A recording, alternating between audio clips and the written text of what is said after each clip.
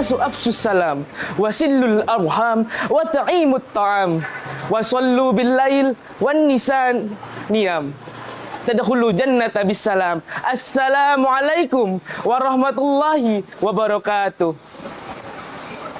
Innal hamdalillah nahmaduhu wa nasta'inuhu wa nastaghfiruh wa na'udzu billahi min sururi anfusina wa min sayyiati a'malina.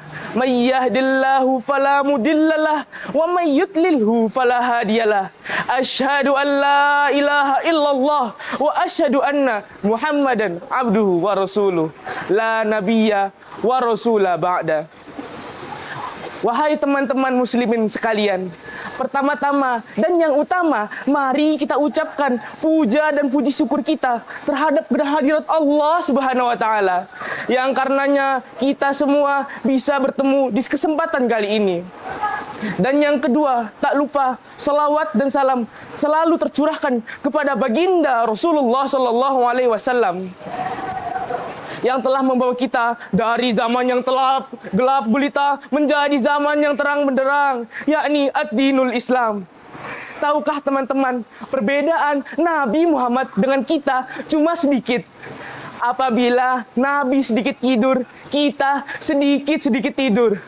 Apabila Nabi sedikit makan, kita sedikit-sedikit makan. Wahai teman muslimin sekalian, kita semua telah bisa bertemu di kesempatan kali ini. Itu adalah sebuah rahmat dari Allah, yang tentunya kita semua harus bersyukur akan karunia-Nya. Kita dapat bertemu di bulan Ramadan dari tahun ke tahun hingga tahun ini, yaitu bulan yang dimana pintu surga dibuka selebar-lebarnya, bahkan ada pintu sendiri yang bernama Ar-Royan. Lalu, apakah teman-teman sekalian lupa bahwa banyak keutamaan yang ada di bulan Ramadan? Tapi keutamaan tersebut bisa hilang, bisa sirna, bahkan bisa tidak kita dapatkan sama sekali pun. Sehingga apabila kita tidak mendapat nikmat Ramadan atau keutamaan Ramadan, tentunya kita adalah termasuk orang-orang yang rugi. Sesuai hadis berikut, yakni rohima anfi rojulin summa dakhala alaihi ramadana summa salakho ayyughfiralahu, yang berarti celakalah apabila seseorang yang telah melewati bulan Ramadan namun dosa-dosa sebelumnya belum terampuni. Kata celakalah perlu kita tekankan karena pada Nabi Muhammad tidak pernah mengatakan kata celakalah sebelumnya.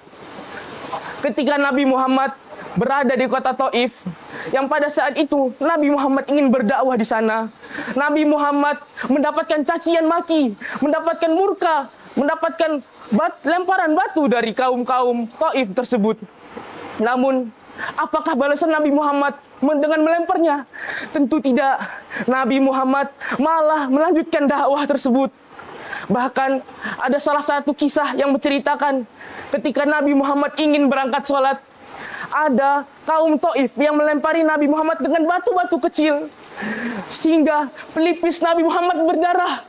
Lalu Nabi Muhammad menampung darah tersebut agar tidak jatuh ke bumi.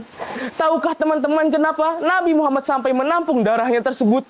Karena apabila darah tersebut jatuh ke tanah, maka gunung Uhud akan jatuh ke kota Taif.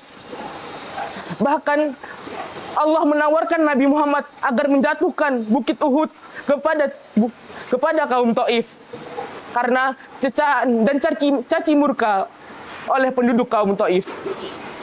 Oleh karena itu, apabila kita tidak mendapatkan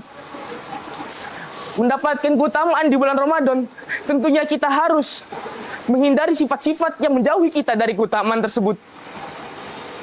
Yang pertama, yang dapat kita jauhi adalah sifat dusta. Dusta adalah perkataan yang tidak benar. Sebagaimana hadis berikut, shadiqatu yahdi ilal bir wa innal birra yahdi ilal jannah. Kejujuran membawa kita kepada kebenaran, dan kebenaran membawa kita kepada surga. Tentunya perbuatan dusta adalah perbuatan yang salah yang bisa membawa kita kepada neraka. Yang kedua adalah perbuatan melihat dengan syahwat. Apabila kita melihat seorang kaum muslimin dan sehingga menimbulkan syahwat, maka sehendaknya kita menjauhi pandangan kita tersebut atau disebut ghodul basar. Yang ketiga yakni ghibah. Ghibah adalah suatu perbuatan yang dimana dibenci oleh Allah. Ghibah bermakna apabila kita mengomongkan orang lain, namun apabila orang tersebut tidak menyukainya, maka itu adalah perbuatan ghibah. Apabila perkataan itu benar, maka itu adalah ghibah. Dan apabila perkataan itu salah, maka itu adalah fitnah. Na'udzubillahi min dzalik. Selanjutnya, apabila kita melakukan ketiga hal tersebut, maka apa yang akan kita dapat? Pahala-pahala puasa kita akan gugur, sehingga kita hanya dapat dahaga dan lapar. Sehingga apakah kita tidak termasuk orang yang rugi? Tentu saja kita termasuk orang yang rugi. Yang kedua adalah dengan menganggap biasanya bulan Ramadan. Tentunya bulan Ramadan adalah bulan yang penuh nikmat, sehingga apabila kita menganggap biasa bulan Ramadan, itu adalah sungguh hal yang rugi, sungguh hal-hal yang sia-sia. Seharusnya kita bisa bertadarus, mengaji, membaca Al-Quran, agar bisa mendapatkan keutamaan di bulan Ramadan. Menjadi orang yang alim hanya pada bulan Ramadan. Sesuai hadis berikut, bi'sal qaum ya'rifuna Allah illa fi Ramadan. Seburuk-buruk kaum adalah kaum yang mengenal Allah hanya pada bulan Ramadan saja. Sehingga pada bulan Ramadan lain kaum tersebut tidak mengenal Allah. Sehingga pada bulan lain kaum tersebut tidak beribadah seperti di bulan Ramadan, tidak mengaji seperti di bulan Ramadan, sehingga dia hanya berbuat alim atau berbuat kebajikan hanya pada bulan Ramadan. Yang ketiga, berbuat maksiat di bulan Ramadan. Maksiat adalah perbuatan yang keji, sehingga tidak ada pembenaran pada perbuatan maksiat. Lalu yang keempat adalah menyiakan waktu-waktu di bulan Ramadan. Ramadan adalah bulan yang dimana turunnya Al-Quran, yaitu disebut Lailatul Qadar atau malam kemuliaan. Sehingga apabila kita menyiakan waktu di bulan Ramadan, tentunya kita termasuk orang yang sangat rugi. Apa tidak rugi kita apabila menyiakan waktu-waktu di bulan Ramadan? Padahal di saat bulan tersebut, pahala kita bisa dikali lipatkan pada bulan sebelumnya. Sehingga 4 sifat ini harus kita jauhi agar kita dapat mendapatkan keutamaan di bulan Ramadan. Akhirul kalam, apabila ada salah kata, itu dari diri saya sendiri, dan apabila ada kebenaran, itu datangnya dari Allah.